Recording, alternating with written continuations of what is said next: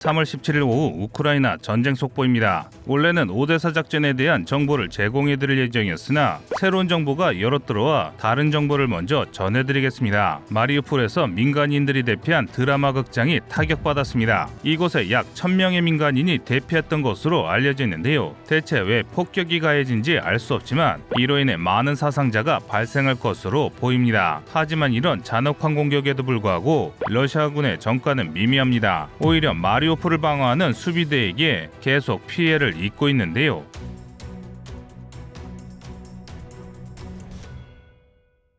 3월 16일 밤 우크라이나군이 마리우폴에서 러시아 전차 2대를 격파하는 영상을 올렸습니다. 보시다시피 해당 영상에는 드론을 이용해 적의 위치를 파악한 뒤 대전차 화기로 기습을 가한 것으로 보이는데요. 후반부에 화염이 한 번 더 솟구치는 것으로 보아 함께 움직이고 있던 전차 하나가 더 파괴됐을 가능성이 높습니다. 마치 보병의 대전차 화기가 무적처럼 보이기까지 하는데요. 그런데 이건 보병용 대전차 무기가 강해서가 아니라 러시아군의 전투 역량이 심각하게 떨어져서 발생한 일입니다. 현대 시가전에서 전차는 절대 혼자 움직이지 않습니다. 후속하는 장갑 차량에 탑승한 기계 보병이 하체에 사주 경계를 하며 전차가 확인할 수 없는 시야각을 추가로 확보해야 하는데요. 대한민국이 개발한 레드백처럼 증강현실과 고성능 열상이 있는 기갑 차량이라 하더라도 여러 방향의 공격에 대응하기 위해서는 보병의 도움이 꼭 필요합니다. 그런데 여기에는 그게 없습니다. 보병은 눈을 씻고 찾아봐도 보이지 않고 꼴랑 전차 2대가 겁도 없이 시가지를 종행하다 얻어맞았습니다. 아무래도 러시아군의 통신에 심각한 결함이 있어 시가지에 진입한 뒤 교전을 하면서 부대가 분리된 것 같은데요. 그런데 이건 정말 전술의 기본이 안 됐다고 볼 수밖에 없습니다.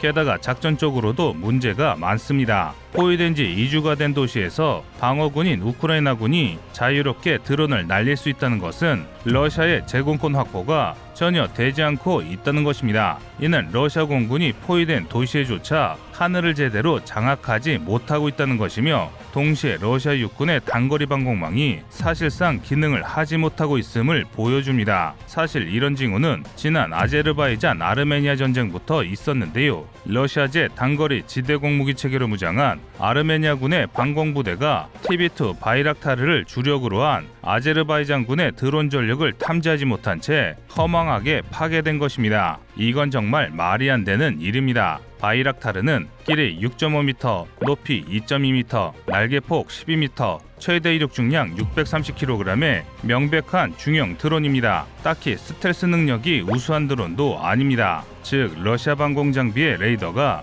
이를 탐지하지 못하면 안 된다는 것입니다. 하지만 개전 3주차까지 불과 수십 대에 불과한 우크라이나의 바이락타르가 활동 중이라는 것을 고려하면 러시아에 낙후된 레이더 기술로 만든 방공체계가 제 기능을 하지 못하는 게 증명되고 있습니다. 무언가 엄청난 비리라도 있는 것인지 지금 러시아는 이런 군대가 너무 많은 실정입니다. 게다가 러시아는 선전전, 외교전에서까지 패배하고 있습니다. 지난 16일 미의회 화상연설에 참가한 젤렌스키는 20여 분간 연설을 통해 미의회의 압도적인 지지를 받았습니다. 미국이야말로 인권과 자유를 지키는 나라라는 그의 호소에 감명받은 미의회 의원들이 우크라이나를 돕기 위해 적극적으로 나서고 있는데요. 또 나토 가입에는 실패했지만 EU 에너지 연합에 가입하는 데 성공했습니다. 이 덕에 우크라이나는 EU로부터 무제한으로 전기를 공급받을 수 있게 됐습니다. 심지어 우크라이나 정부의 발표에 따르면 우크라이나 특수부대가 러시아군에게 납치됐던 메리토폴 시장을 구출하는 데 성공했습니다. 반면 러시아 측에서는 단순 석방이라고 주장하고 있지만 사실은 우크라이나의 특수부대의 주요 시설이 뚫린 것입니다. 다음 속보에서는 더 급박하게 돌아가는 우크라이나 전쟁 속보에 대해 전해드리겠습니다.